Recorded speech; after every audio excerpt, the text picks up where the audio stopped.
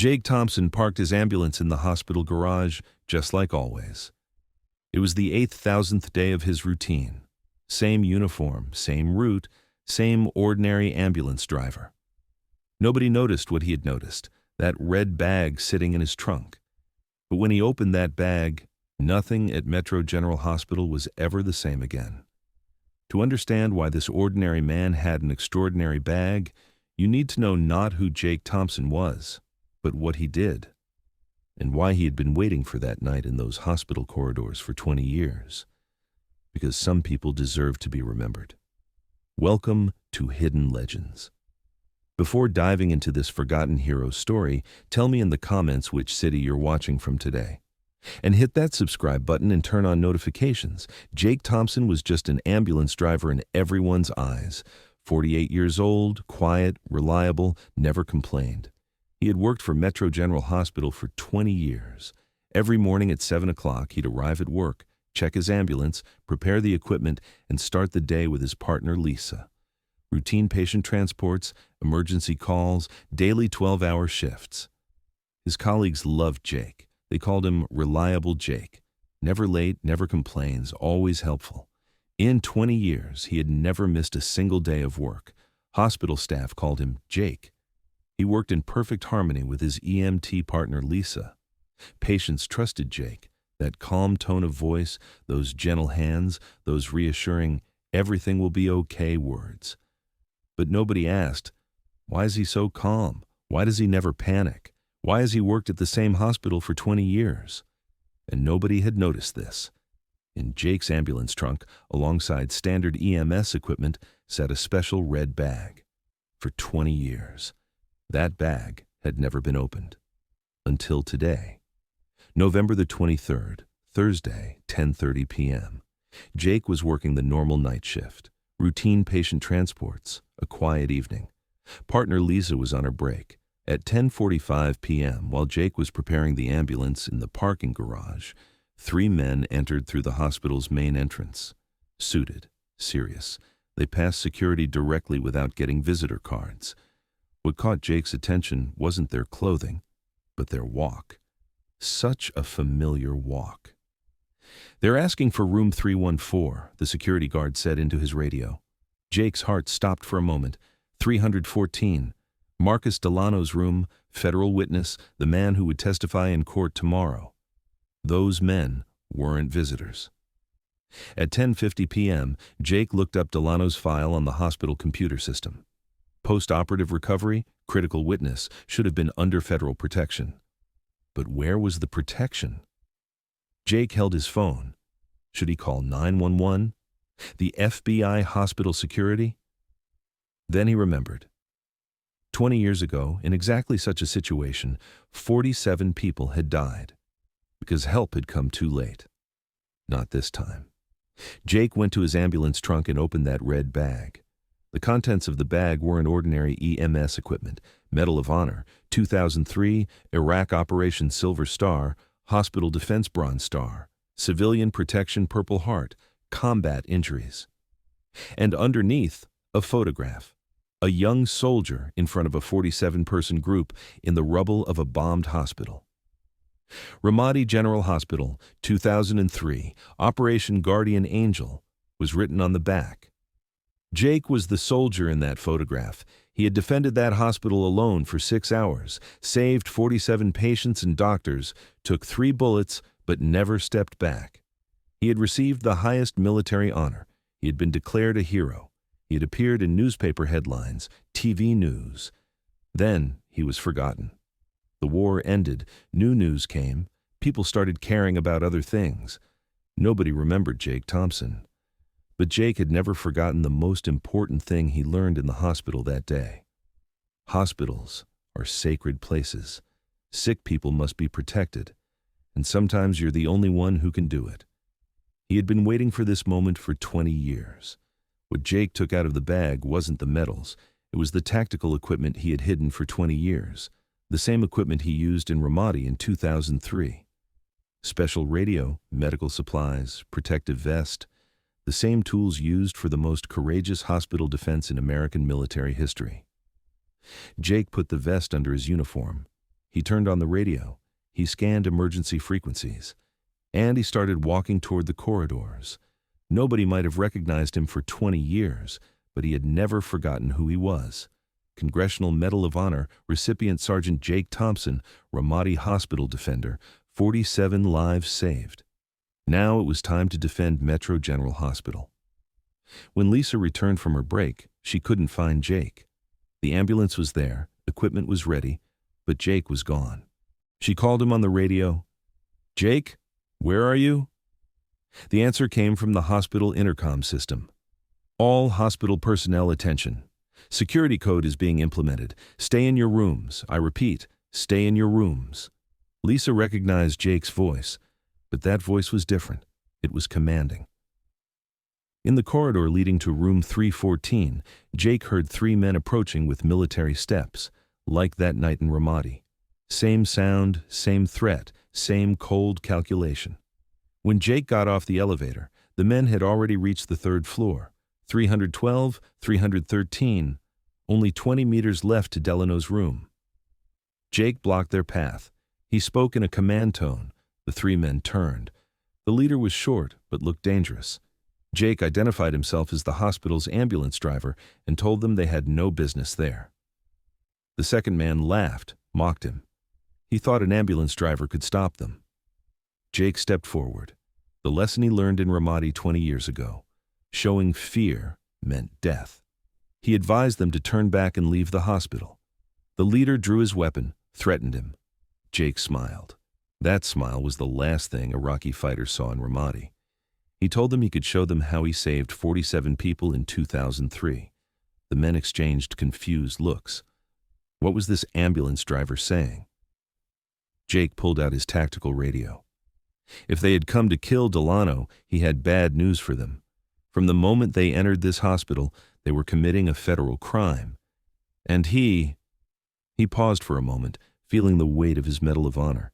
He revealed that he was Sergeant Jake Thompson, Congressional Medal of Honor recipient, Ramadi Hospital Defense, 2003. He had defended this hospital against similar people before. The leader wasn't laughing anymore. He told them they could kill him, but they wouldn't reach Delano. Because to pass through this corridor, they would have to kill him first. And when he died, the entire hospital would sound the alarm. The FBI would be there in 3 minutes. They couldn't escape. Jake took a tactical position. He put his back to the wall, keeping all 3 men in his field of vision. He turned on his radio. The hospital intercom system became active. His voice began broadcasting throughout the hospital. In 2003 in Ramadi, when insurgents attacked the hospital, I was alone. For 6 hours, I protected 47 patients and doctors. I took 3 bullets, killed 12 enemies, never stepped back. He adjusted his tactical vest. Tonight, at Metro General Hospital, I face the same situation, and I promise you, you will not pass through this corridor until I die. The leader aimed his weapon and prepared to pull the trigger. Jake smiled. They had said the same thing in Ramadi. The next 3 minutes of fighting in the Metro General Hospital corridors would be recorded in military history as Medal of Honor level heroism. The first move came from Jake. The man who appeared to be a 20-year ambulance driver suddenly transformed into Medal of Honor recipient Sergeant Thompson. As the leader pulled the trigger, Jake rolled right, taking cover behind the wall. The bullet passed by his head. Jake shouted into his radio, using military jargon as if he had a backup team. The men were surprised. Jake made his second tactical move. He used the cleaning cart in the middle of the corridor as a shield, starting to push it toward the 3 men. He gave instructions over the intercom for all hospital personnel to stay in their rooms for hospital security. The second man opened fire. Bullets hit the metal part of the cleaning cart. Jake pretended to push the cart, then suddenly jumped left, taking cover behind the fire hydrant. The tactic he learned in the Ramadi Hospital defense: divide the enemy. He shouted tactical commands into his radio. The third man turned right in panic, thinking backup was coming. Jake didn't miss that moment. He charged the third man from 20 meters away. Even at 48, that body was still a Medal of Honor recipient's body. Combat training had never been lost. He controlled the third man's weapon, struck the neck area with his left elbow. The weapon fell to the ground. The leader and second man tried to shoot Jake, but risked harming their friend. Jake used the third man as a human shield while making a tactical retreat toward Delano's room. He shouted into his radio that he needed backup. The leader and second man thought Jake really had a backup team. They debated among themselves whether to retreat. But Jake was no longer an ambulance driver. He was Medal of Honor recipient Sergeant Thompson, and he was defending the hospital. When he reached Delano's room door, Jake made his final tactical move. He opened room 314's door, giving instructions inside for the federal witness to get down and take cover. Then, he took position in the corridor. This time, there was no retreat option like in Ramadi. Anyone who wanted to pass through this corridor, through this door, would have to kill him first. Jake gave them their last chance. They should retreat. The FBI was on the way. The leader was angry. He had only stopped 2 people. There were still 2 of them left. Jake pulled out his Medal of Honor, pinned it to his chest. There were 12 of them in Ramadi. He had stopped them all. The leader and second man made their final move. Both charged toward Jake, firing. Jake protected Delano's room door with his back turned. He made his body a human shield. 2 bullets hit his shoulder. It hurt, but he had experienced worse in Ramadi. Final tactical maneuver. Even while wounded, Jake kicked the leader's leg, throwing him off balance. He tried to grab the second man's weapon. The struggle continued in the middle of the corridor between the bleeding Medal of Honor recipient and 2 professional killers. At that moment, the elevator door opened. FBI agent Sarah Chen and her team emerged. The federal agents ordered them to drop their weapons. The leader and second man had to surrender. Jake collapsed to the ground. He was losing blood, but Delano was still safe. Agent Chen requested a status report. Jake responded with military training, federal witness secured, 2 hostiles neutralized, hospital perimeter maintained. Agent Chen asked who this ambulance driver was. Jake looked at his Medal of Honor, blood flowing from his chest. He said he was Sergeant Jake Thompson, Congressional Medal of Honor recipient, hospital defense specialist. Agent Chen asked if he was Jake Thompson from Ramadi. Yes, ma'am. Mission accomplished. When federal agents arrived 15 minutes later, everything was over. Status report? Asked FBI agent Sarah Chen. 3 suspects neutralized, federal witness safe, hospital secure, Jake calmly reported. Agent Chen looked at Jake. This ambulance driver was using military terms, giving professional reports. Who are you? Before Jake could answer, hospital staff started running over. Dr. Kim, Nurse Rodriguez, security guard Martinez. Jake, what happened? Was that you speaking on the intercom? Lisa looked at her partner in amazement. Jake, how did you... Agent Chen requested information on her radio. Jake Thompson background check. Now, the response came 2 minutes later. Congressional Medal of Honor recipient, Ramadi Hospital Defense, 2003. Operation Guardian Angel, 47 civilian lives saved under enemy fire. Silence. Hospital staff looked at Jake. They were learning that the man who had worked alongside them for 20 years was a Medal of Honor recipient. Jake. Lisa held her breath. Are you a Medal of Honor recipient? Jake smiled modestly. I used to be. Now I'm just an ambulance driver. Dr. Kim stepped forward. Jake, you've worked here for 20 years. Why did you never tell us? Because the past is the past. I just want to help people. But Medal of Honor. Lisa was still in shock. Jake shrugged.